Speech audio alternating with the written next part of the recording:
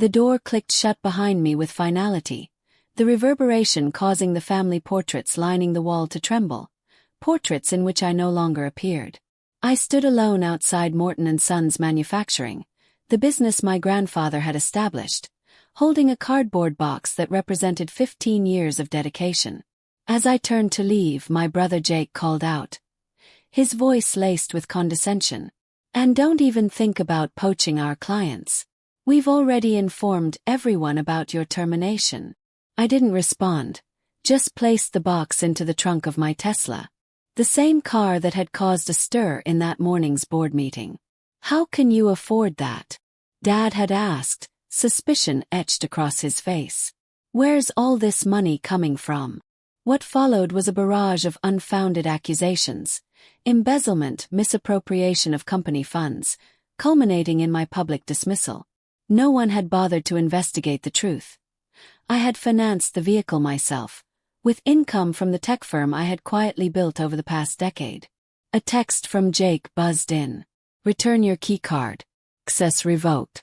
I responded. "Already done. Good luck with the Anderson contract next week." His reply was swift. "We don't need luck or help." They had no idea. The Anderson Group, our largest client, represented over $50 million in annual revenue. They believed next week's renewal was routine. What they didn't realize was that 6 months earlier, Anderson had been acquired by Phoenix Innovations, my company. A decade ago, I used my engineering degree, the one my family dismissed as frivolous, to launch Phoenix. According to them, I didn't need it. "You'll inherit your share of the business anyway," Dad once said. But that share had quietly eroded over the years, consolidated in Jake's favor as he tightened his grip on the company, refusing innovation, rejecting change. Another notification lit up my phone. "Mr. Taylor, the Anderson Group paperwork is finalized. You are officially listed as CEO. Shall we proceed with Monday's meeting? And send me Morton & Sons financials. Focus on their reliance on Anderson." I drove home to my penthouse, another subject of family speculation. How could someone with a mid-level salary afford such a lifestyle?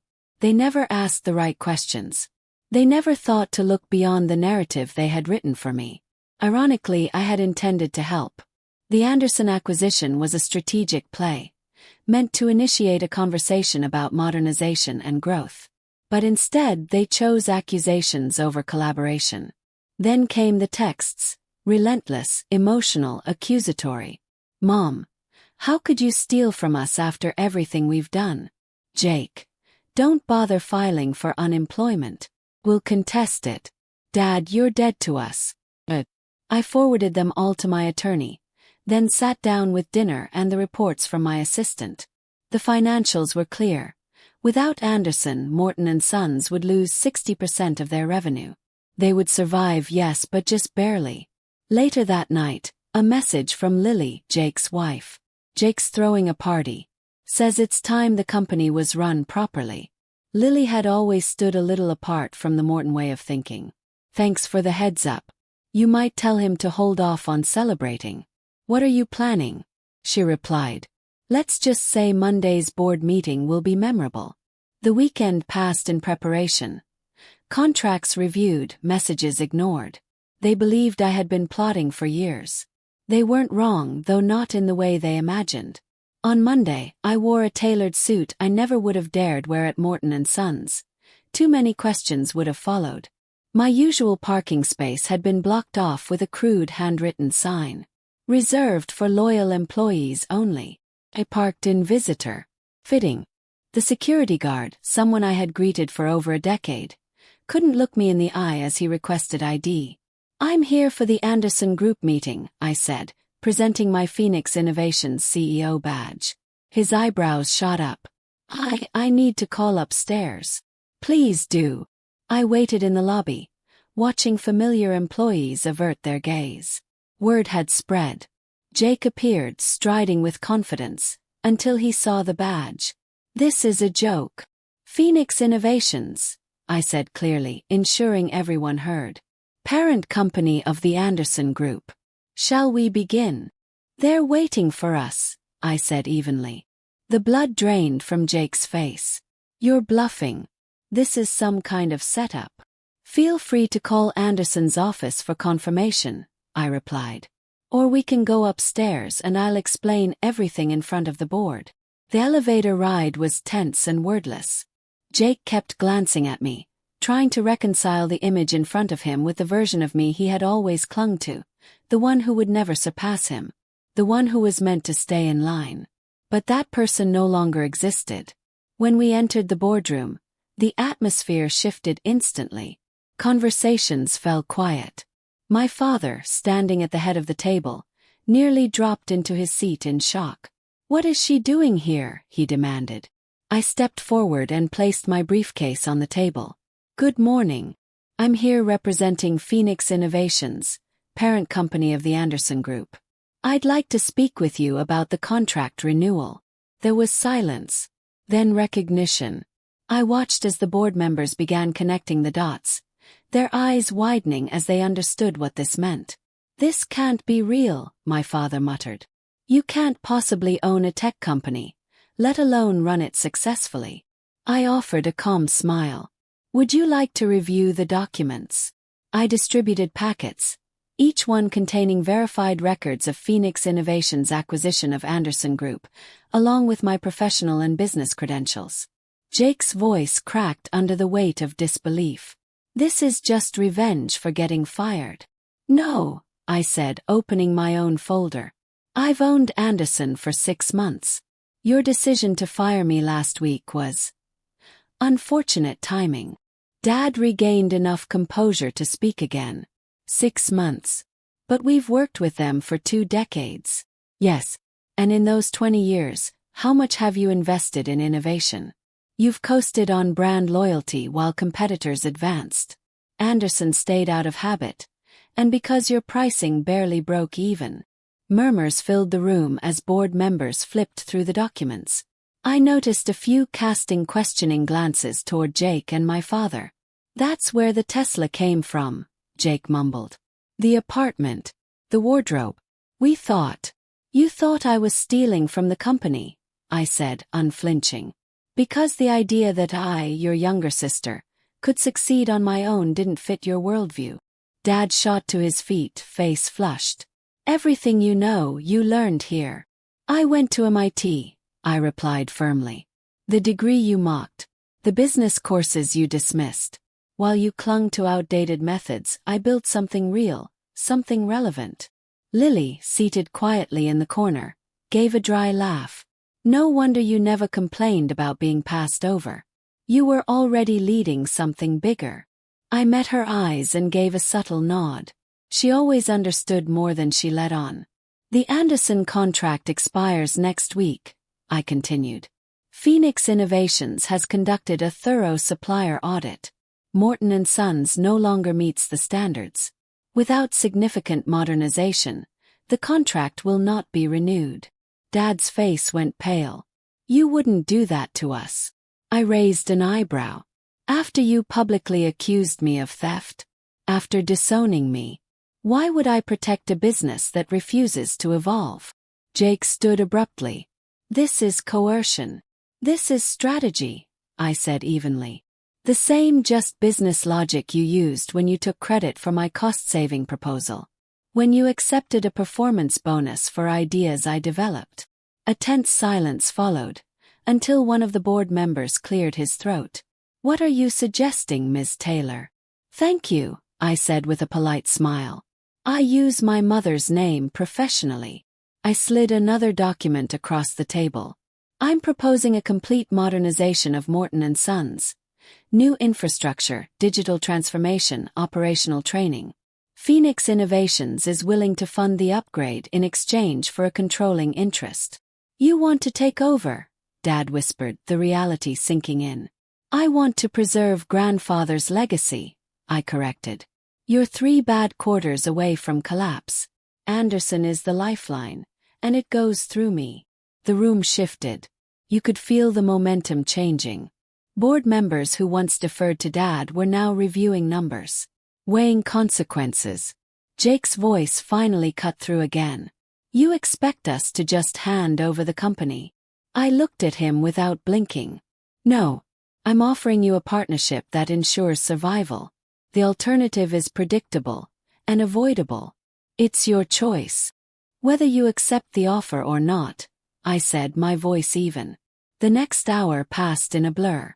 The board had legitimate questions on modernization costs, implementation timelines, and employee retention strategies. I had prepared answers for all of them. Meanwhile, my father and Jake remained speechless as their longtime allies gradually shifted in my favor, persuaded not just by my strategy, but by the numbers. We'll need to vote, the chairman finally said, his tone the first note of resolution in the room. Of course, I replied, rising and collecting my briefcase. You have until Friday. After that, Phoenix Innovations will begin discussions with alternative manufacturing partners. I had almost reached the door when my father's voice cut through the silence. Why didn't you tell us? About Phoenix, about any of this?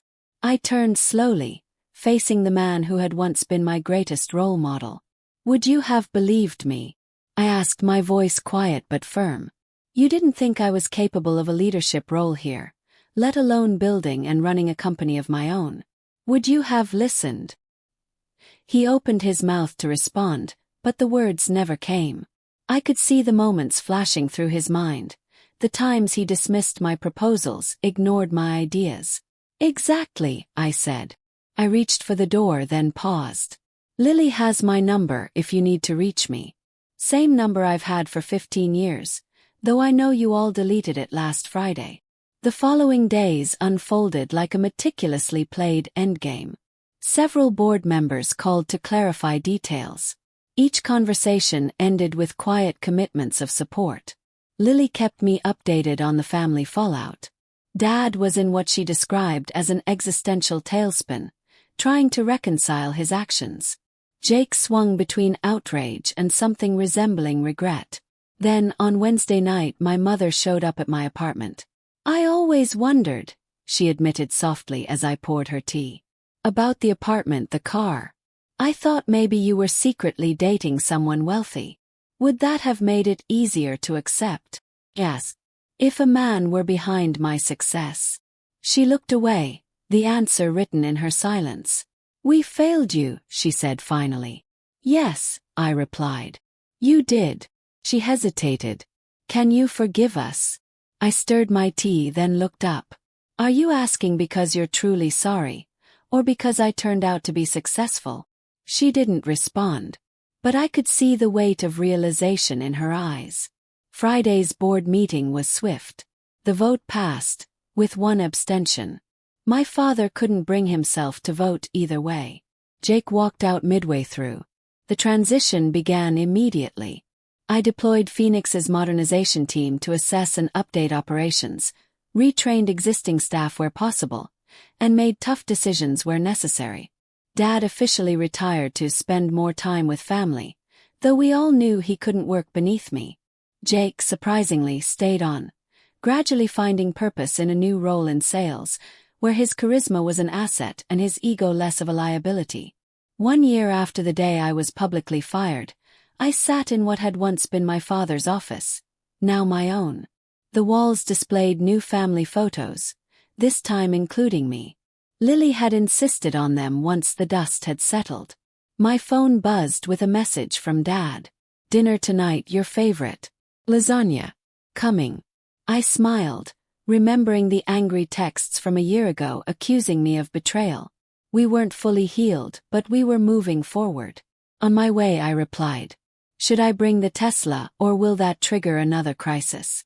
Bring it, he replied quickly. Jake's thinking of getting one. Don't tell him I told you. I laughed as I grabbed my keys. A year ago, Dad had called the Tesla a wasteful symbol. Now he was encouraging his son to get one. Change was happening. As I drove toward their house, I reflected on the road we didn't take, the support I never received, the ideas that were dismissed. We could have evolved together.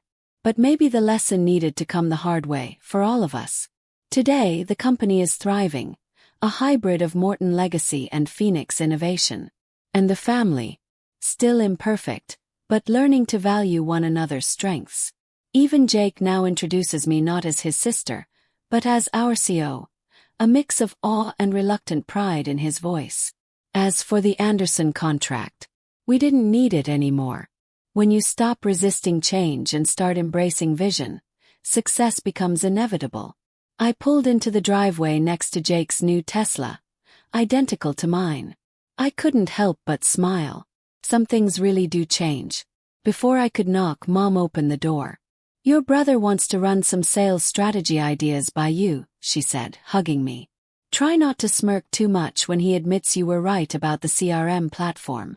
I hugged her back, the smell of fresh lasagna already welcoming me inside. "Don't worry," I said with a grin. "I've had excellent training in gracious victories." She raised a brow. "Oh really? Who taught you that?" I gave her a wink. "No one. That's why I plan to enjoy this one thoroughly." Her laughter followed me into the house, into a new chapter of family, business, and respect. Hard one. Sometimes the best revenge isn't winning. It's giving people the opportunity to grow alongside you,